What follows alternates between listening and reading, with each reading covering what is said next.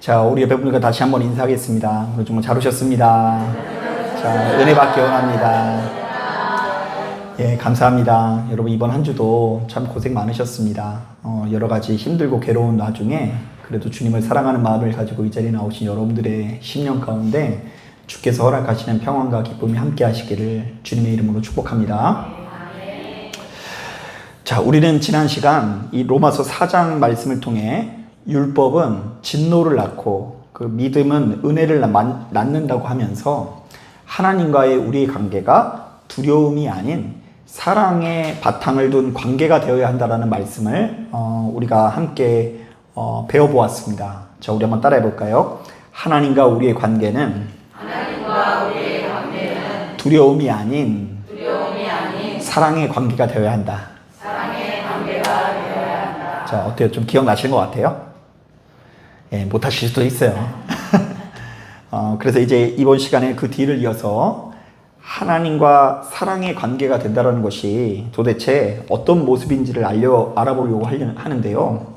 자, 오늘 우리가 읽은 본문에는 바로 이것을 화평의 관계, 화목의 관계로 소개하고 있어요.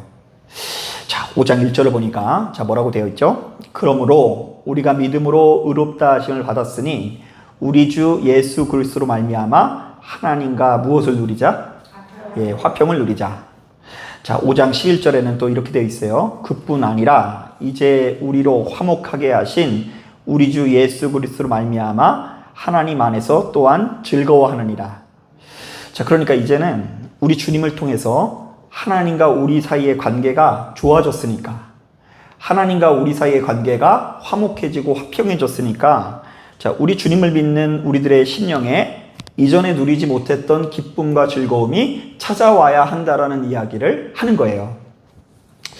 자, 저는 목회를 하면서 그 인간이라는 존재에게 화평과 화목이야말로 그 무엇보다 중요한 가치라는 것을요, 시간이 흐를수록 더욱 깨닫게 되는데요. 자, 왜냐하면 그 인간이란 본디 화목하고 화평한 관계 위에서 보다 더 나은 사람으로 자라날 수 있을 뿐더러 깊은 행복을 누릴 수 있다는 것을 가슴 깊이 실감하기 때문입니다. 자, 그러니까 여러분, 우리들은요, 누군가로부터 사랑을 받아야 되는 존재인 걸 믿으십니까? 예, 그래서 이제 충분한 사랑을 받지 않으면 반드시 문제가 생길 수밖에 없는데, 그 누군가에게 사랑을 받을 때는 항상 무엇을 통해 받는다고요? 화평과 화목한 분위기를 통해서 우리가 그 사랑을 받는다라는 것이죠. 자, 그래서 어떤 면에서 인간의 일생에 있어서 화목한 삶이 없으면 행복한 삶도 찾아올 수가 없는 것입니다. 자, 이것을 어떻게 설명할까 고민하다가 제가 인터넷에서 재밌는 기사를 하나 읽었는데요. 최근 이스라엘의 연구진이 그 부모의 갈등이 자녀의 삶에 어떤 영향을 미치는지를 파악하기 위해서 19세부터 32세 성인을 대상으로 설문조사를 했다고 합니다. 자, 그러니까 이제 부모가 계속해서 싸웠을 때 그 자녀들에게 어떤 영향을 미쳤을까? 자, 그래서 이제 여러 가지 조사를 시작하는데 그 설문조사에 의하면 유년 시절 그 아이들이 어렸을 때 부모가 극심한 갈등 가운데 있었던 사람들은 공통적으로 자신의 연인과 어른이 된 이후에도 자신의 연인과 오랫동안 관계를 이어나가지 못한다라는 공통점이 있었대요. 자, 참가자들 중에서 가장 오랫동안 교제한 시간이요, 겨우 2년 정도에 불과했다고 하고요. 그리고 그마저도 굉장히 끔찍한 시간으로 기억했다고 하는데요. 자, 왜냐하면 놀랍게도 이들도 역시 자신의 부모들의 갈등을 보면서 야, 나는 엄마 아빠처럼 저렇게 안 싸워야지 했는데 자신도 모르게 짝꿍이 생기니까 동일한 방식으로 대한다, 안 대한다? 안 한다? 네, 똑같은 방식으로 대하더라는 것입니다. 그래서 이제 부모의 불행이 자녀의 불행으로 이어지는 경우가 많았대요. 자, 그러면서 연구진은요, 부모의 불화가 자녀가 성장하는 과정에서 미친 영향을 크게 4가지로 정리하더라고요. 첫째, 정서적으로 불화에 노출된 자녀는 불안, 우울감, 분노, 죄책감, 수치심 등의 감정을 느낄 수 있다. 또한 자녀는 부모의 불화에 대한 책임을 느낀다거나 부모의 불화가 자신의 잘못 때문이라고 어려서부터 자책할 수가 있다. 그러니까 이제 부모가 갈등을 겪으면 자녀가 자신도 모르는 사이에 이 모든 불화의 원인이 누구 때문이라고요? 나 때문에 그런 건 아닌가 하면서 눈치를 본대요. 자, 행동적으로 불화에 노출된 자녀는 공격성, 반항성, 도벽, 퇴학 등과 같은 문제가 자주 나타난다. 자, 이렇게 되어져 있고요. 학업적으로 불화에 노출된 자녀는 학업 성적이 저하되거나 수업에 집중하지 못하거나 학교를 싫어할 수 있다. 또한 자녀는 친구들과 어울린데 어려움을 겪거나 정신건강 문제를 경험할 수 있다. 자, 대인관계적으로 불화에 노출된 자녀는 부부 갈등을 보고 배우게 되어 자신도 미래에 비슷한 갈등을 겪을 가능성이 높다. 자, 또한 이로 인해서 자녀는 자신에 대한 낮은 자존감과 대인관계에서의 어려움을 겪을 수 있다. 자, 물론 여러분, 부모가 좋지 못한 모습을 보인다고 해서 모든 자녀가 다 100% 삐뚤어진다고는 볼 수 없어요. 그런 그 열악한 관계에서, 열악한 환경에서 자란 사람 중에도 그 세계를 이끌어가는 지도자가 참 많이 나오지 않습니까? 그래서 이제 이 모든 것들을 부모의 탓으로 돌릴 수 없지만 적어도 여러 가지 조사를 통해서 불화를 아주 오랫동안 경험한 사람들, 그 사랑의 깊은 관계를 온전히 이렇게 누리지 못하는 사람들은요, 상대적으로 삐뚤어질 가능성이 높다는 것이 통계학적으로 증명이 되고 있어요. 사실 이 땅에 있는 모든 부모들은 자신의 자녀를 위해서 그야말로 무엇이라도 하려고 하죠. 자, 일단 이 아이들에게 열심히 돈을 벌어서 좋은 학원이나 학교에 보내고 싶지 않으세요? 너무 먼 얘기라 잘 기억이 안 나시죠? 그리고 이왕이면 외국 유학도 좀 시켰으면 좋겠고요. 그리고 이왕이면 내가 경제력이 되면요, 명품 옷이나 가방을 줘도 아깝다라는 생각이 안 들다면서요. 그런 거 안 사보셔서 모르겠어요? 다른 사람한테는 내게 있는 좋은 것을 줘도 조금 약간 아까운 마음이 좀 들 수 있는데, 내 자녀한테는 내게 있는 아무리 좋은 것을 물려줘도 아깝지 않은 것이 사실입니다. 자, 그런데 우리는 주로 우리들의 사랑을 이 물질적인 어떤 조건과 대우를 통해서 이렇게 표현하는 경우가 많은데요. 자, 사실은 예수 믿는 우리들에게 더 중요한 가치가 있는데요. 자, 부모는 자신의 자녀에게 화목한 삶과 화평한 삶을 물려주고 그 아름다운 삶에 자녀를 초대해야 된다는 것입니다. 자, 그렇지 않으면 부모의 불화가 자녀에게 유전이 되어서 매우 불안한 삶이 될 수 있다는 것이 드러나고 있어요. 자, 부모가 서로에게 만족하지 못하고 시종일관 지적질을 하는 것처럼 자녀도 역시 시종일관 지적질하는 사람이 되기 쉽습니다. 자, 부모가 지나치게 서로에게 기대치가 높았다고 한다면 자녀도 시종일관 자기도 뭘 못하면서 상대에게 너무 많은 것을 바라게 됩니다. 자, 부모가 서로를 너무나 날카롭게 매섭게 공격하다 보면 그런 모습이 유전되어서 이 자녀가 때로는 나를 매우 아프게 하고 힘들게 하는 쪽으로 발전될 수 있죠. 아니, 보고 배운 게 어려서부터 그런 게 전문가다 보니까 남 상처 주는데 도사가 되는 거예요. 자, 그리고 진짜 무서운 것은 어떻게 소개되고 있냐면요, 어려서부터 충분히 안정되고 따뜻한 사랑을 받지 못한 사람들은 자신도 모르게 바로 그 사랑을 타인에게 가서 구걸하려고 합니다. 그러니까 부모에게 받는 사랑을 못 받으면 거기서 끝나는 게 아니라 부모에게 받아야 되는 그 크고 완전한 사랑을 다른 데 가서 계속 찾고 있다는 거예요. 자, 예를 들면 친구를 친구로 대하지 못하고 부모로부터 받아야 되는 사랑을 그 친구한테 요구한다 그러고요. 자, 배우자를 배우자로 대하지 못하고, 배우자가 부모는 아니잖아요, 그죠? 그런데 그 배우자에게 부모로부터 받아야 되는 크고 완전한 사랑을 막 달라고 요구하고요. 자, 심지어 자신의 자녀를 낳아놓고 그 자녀를 자녀로 대하지 못하고 이 자녀가 부모로부터 받아야 될 크고 대단한 사랑을 나에게 줘야 되는 존재로 여기다가 큰 다툼과 분쟁이 이어지는 경우가 많이 있다고 합니다.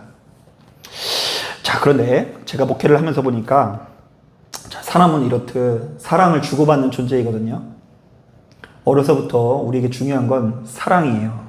따뜻한 보살핌을 서로 주고받아야 되는데 안타깝게도 우리가 어떤 가정에 태어나고 싶어서 태어난 건 아니잖아요. 그죠? 어디서 태어날까 보자. 여기는 화목하구나 해서 여기 내려가야 되겠다. 이렇게 우리가 선택할 수 있으면 좋은데 우리가 뜻하지 않게 이상한 가정에 태어날 수도 있고 불화스러운 가정에 태어날 수도 있고 그렇다 보니 우리의 인생이 괴로움에 놓일 수 있지만 우리가 전능하신 하나님을 인격적으로 만나고 그분과 친밀히 교제하면 우리에게 내재되어 있는 여러 가지 결핍과 고통이 그럼에도 불구하고 조금씩 치유될 수 있다는 것을 확신합니다. 자, 부모를 제대로 못 만날 수 있습니다. 배우자를 제대로 못 만날 수 있어요. 친구를 제대로 못 만날 수 있습니다.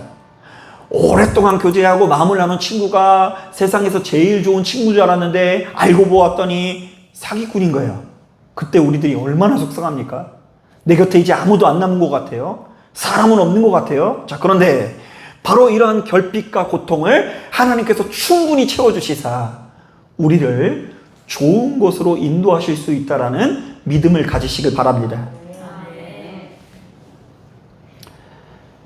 비록 부모로부터 크고 완전한 사랑을 받지 못하고 지금 이 순간에도 그렇다 보니 매번 가는 곳곳마다 싸움닭 같은 모습을 하고 있는 여러분들의 모습을 볼 때 우리 하나님께서 뭐라고 하실까? 야, 저쪽 가서 엎드려 뻗쳐라. 한 대만 맞자. 이렇게 하시는 분이 아니라 그런 우리들마저도 안타까워 하시면서 가슴 아파하시면서 이런 우리들이 하나님께서 베풀어 주신 사랑 덕분에 다시금 회복되고 다듬어지기를 원하실 거예요. 그리고 분명히 이렇게 말씀하실 것입니다. 야, 네가 못 받은 사랑 누가 다 줄게? 하나님께서 다 줄게. 내가 다 줄게. 실제로 바로 이런 말씀들이 하루 이틀 들으면 잘 모르겠지만 꾸준히 들으면 효과가 있어요. 진짜로. 그래서 저도 책임감을 가지고 사명감을 가지고 지금 이렇게 말씀을 전하거든요. 금요 예배만 하루만 빠지면 되게 여유로울 것 같죠? 다들 이렇게 예배를 사모하셔가지고 그냥 모르실지 모르겠지만 오늘 예배 한 번 안 드린다고 해서 지구에 절망이 오나 이렇게 생각하시는 분이 있을 수 있어요. 그런데 실제로 하나님의 말씀을 꾸준히 듣는 것에 대한 효과가 얼마나 큰지 몰라요. 그러면서 우리 안에 이런 고백들을 많이 하시는 분이 있거든요. 한번 따라해 보겠습니다. 내가 너희를 사랑한 것 같이 너희도 서로 사랑하라. 야, 나는 이 세상에서 사랑을 받아본 적이 없는데 누구한테 사랑을 계속 받다 보니까 하나님께 사랑을 받다 보니까 나도 사랑의 사람이 되어지는 거예요. 자, 한 번 더 따라하겠습니다. 내가 너희를 용서한 것 같이 너희도 서로 용서하라. 내가 태어난 집안 분위기는 서로 용서하는 분위기가 아니에요. 다 막 지적질해. 한 사람이라도 막 없으면 그 사람 욕하기 바쁜 집안이에요. 나는 용서를 배워본 적이 없는데 하나님과의 관계에서 그 용서를 계속해서 배우다 보니까 나도 역시 다른 사람을 용서하는 사람이 되기 시작하는 거예요. 자, 한번 따라해 보겠습니다. 내가 너희를 어여삐 여기듯 너희도 서로 어여삐 여기라. 여러분, 특히 이 자리에 앉아 계신 여러분들 세대에 참 부모님으로부터 서러움을 많이 받으신 분들이 있어요. 특히 옛날에는요, 아들로 태어나는 게 최고라면서요. 그래서 저도 이제 깜짝 놀라는 게 뭐냐면, 저희 고모들도 이제 거의 다 이제 60대 그러시거든요. 근데 고모들이 맨날 모이면 무슨 얘기 하는지 아세요? 할머니가 저희 아빠만 이뻐했던 얘기.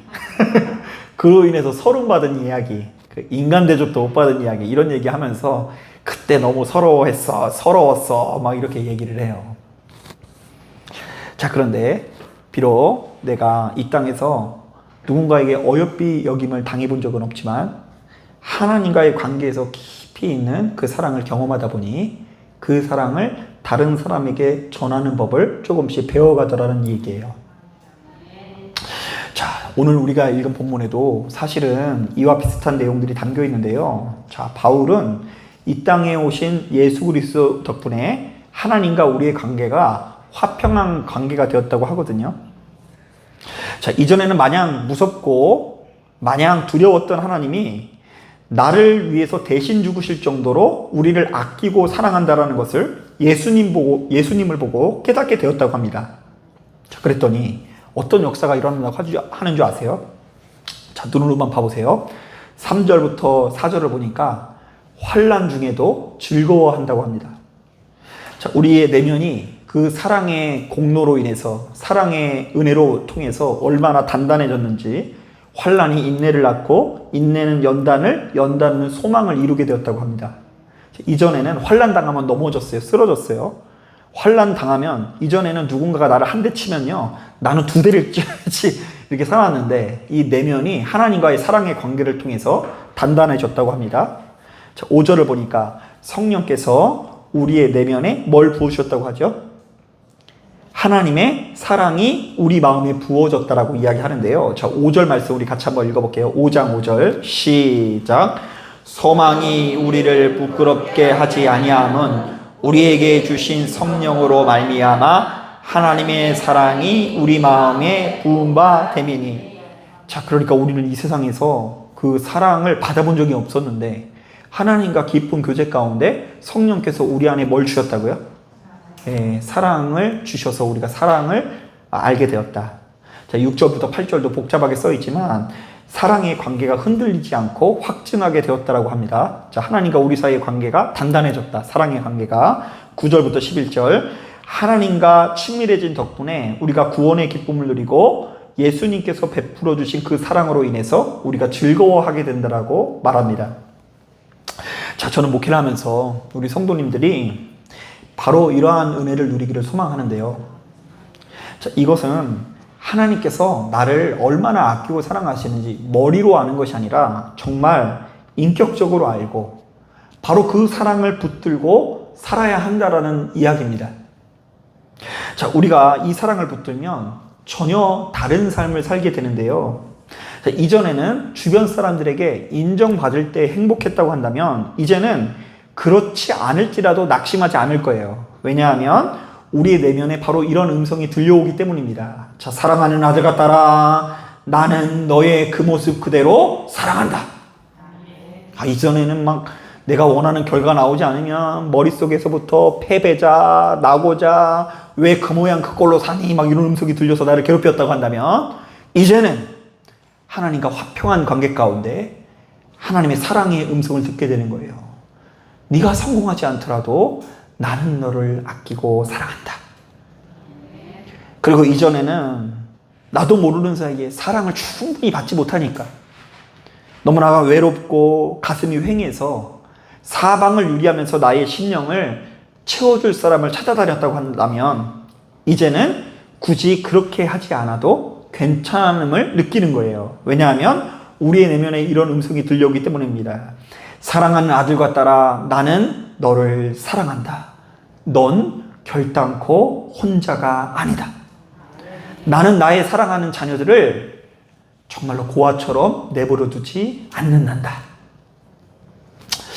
자, 말씀을 준비하다가 문득 생각나는 일이 있습니다. 이제 잊고 있었던 기억인데, 자, 이제 와서 생각해보면 저는 이제 외동 아들로 태어나서 저도 모르는 사이에 아주 오랫동안 그 외로움에 시달렸던 것 같은데요.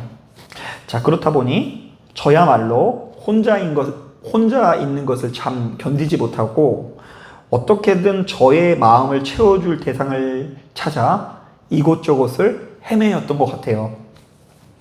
자, 그러다가 이제 막 결혼을 해서 아내가 생기니까 저의 마음이 갑자기 확 달라지더라고요. 일단 제가 저녁 늦게 집에 들어가도 나를 기다려주는 사람이 있는 게 그냥 그 자체가 너무 좋은 거예요. 그리고 어딜 가도 함께 다닐 수 있는 내 짝꿍, 내 편이 생겼다라는 사실이 그렇게 든든하더라고요. 자, 그러다가 이제 결혼한 것만 해도 마음이 좋은데 태성이가 태어나니까 더 마음이 이렇게 좋고요. 그러다가 이제 연년생으로 저희가 수빈이를 낳거든요. 수빈이가 태어나니까 이제 좀 외롭고 싶다. 이런 생각이 좀 들더라고요. 뭐 외로울 새가 없어요. 이제 좀 외롭고 싶다. 이제 막 너무 정신없다. 이거 너무 급하게 나왔나 보다. 애를 막 연거푸나니까 이게 너무 힘들더라고요. 그런데 어찌됐건 그때부터 저에게 나타나는 현상이 있었는데, 그전에는 그냥 혼자만 있으면 이곳저곳에 문자 보내고 전화하고 해서 그 어떤 모임을 주도하는 사람이었어요, 제가. 야, 몇 시 몇 분까지 어디 모여? 번개. 요즘 번개란 말 좀 안 쓰죠? 그죠?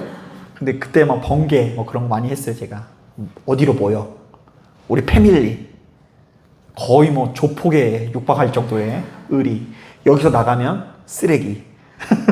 여기서 배신하면 배신자. 이래가지고 뭐 손가락 자르고 나가야 된다. 뭐 이런 얘기를 많이 했는데, 네, 그때부터 이제 함께 교제하던 연락하던 친구랑 연락을 다 끊었는데요. 이거는 뭐 친구가 필요 없다고 말하는 게 아니라 그 이전에는 그 친구들과의 관계가 그만큼 건강하지 못했다는 거예요. 제가 외로워서 사람들을 찾는 거라고 한다면, 결혼 생활을 하는 가운데 그 고독이 해결되니까 별로 저 친구들이 내 인생에 필요치가 않더라.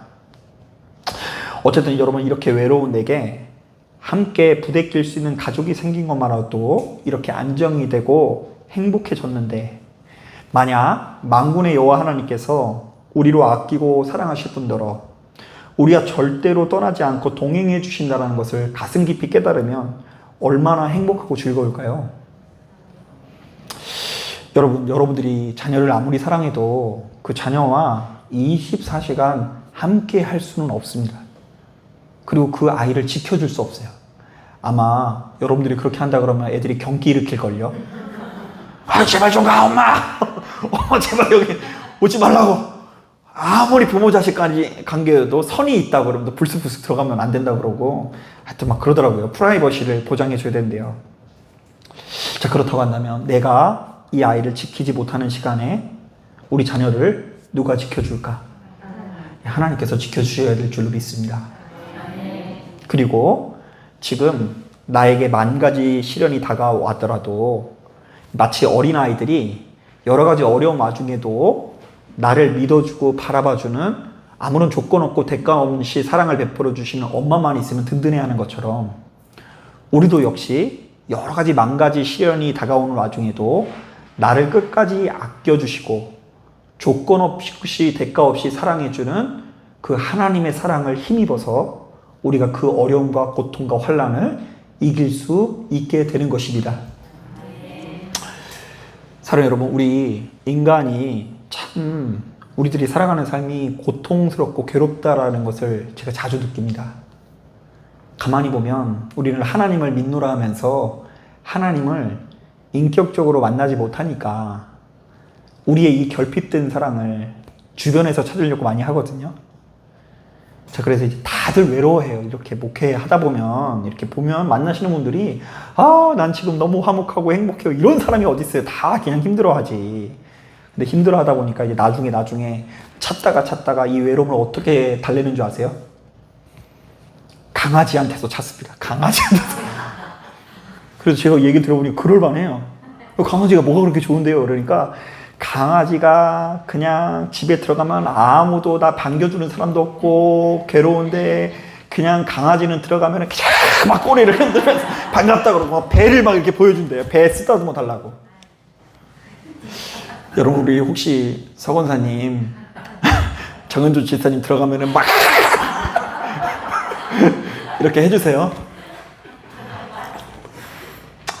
그냥 강아지처럼 이렇게 쫓아다니는 것까지는 아니더라도 이쁜 말, 좋은 말, 그런 말로 서로 위로해주고 따뜻하게 해주면 참 좋으련만, 우리는 그렇지 못할 때가 많이 있어요. 우리 인간이 가진 존재의 한계 때문에.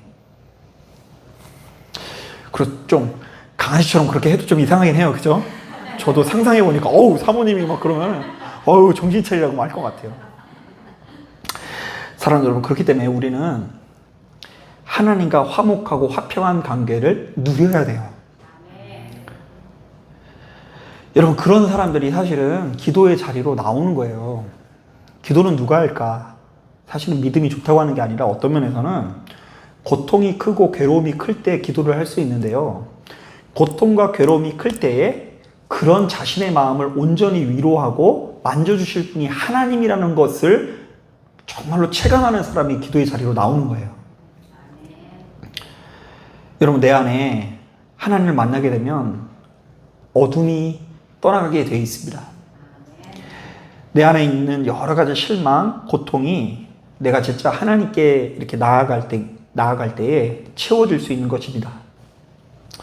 여러분, 나를 아끼고 사랑하시는 하나님의 사랑을 제대로 알면 우리가 어떤 경우에도 요동하지 않습니다.